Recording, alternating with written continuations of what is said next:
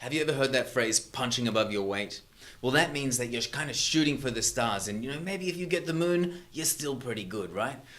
Well, this definitely has worked for me. Three of my best businesses. One was an experiential tour leader. No one had ever niched themselves as a tour leader before. No one had ever broken away from the agencies and started something specialist like I did. And it worked. And I couldn't believe it. And it was like a fairy tale job.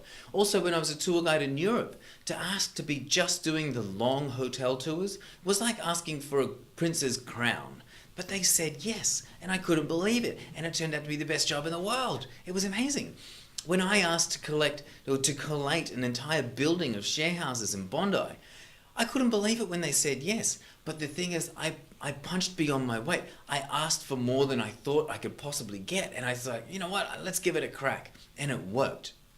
So when you go out looking for this next role, whether it be as a job or a business, or, as a contractor, then think about maybe you can do a lot more than what you actually are currently thinking is possible. Maybe you can punch above your weight. Maybe you can diversify and do something that is actually really interesting to you by applying your technical skills into a passionate field.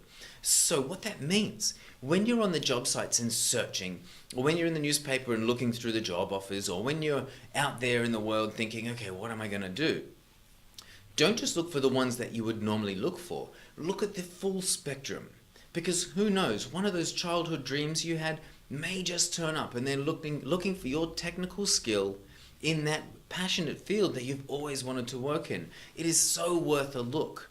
So get outside your normal comfort zone. Get outside your normal sphere of career and work and where you think your talents normally lie. And actually push yourself. Punch above your weight and shoot for the stars, because it can work that way. It's definitely worked for me, and it's worked for a lot of the people I work with here.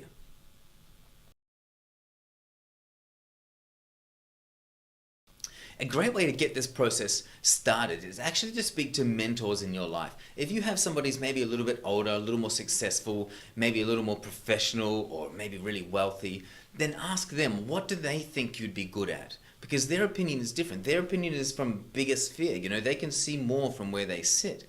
So what they see in you, you might think you're applicable to this small channel of work, but they might know that you're actually applicable in a few different areas. So it's great to get some feedback from mentors and people out there who are doing, maybe a few years down the line from what you're already doing, or in that field that you'd love to be in.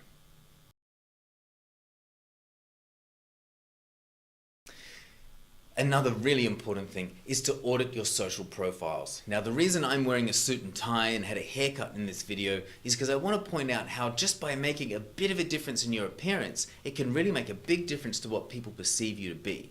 If your Facebook and social profiles like LinkedIn and Instagram, whatever, if they have you just chilling out in casual clothes with a beer in your hand, your potential employees or business partners are going to be checking that. They will be making judgments on that. Whether we like it or not, people do judge on the way you look, because the reality is it does tell a story. How you hold yourself, how you groom yourself, what clothes you choose, and birds of a feather flock together. That is a very true thing. When it comes to suits and ties, you must dress to fit in if that's the world that you want to immerse yourself in.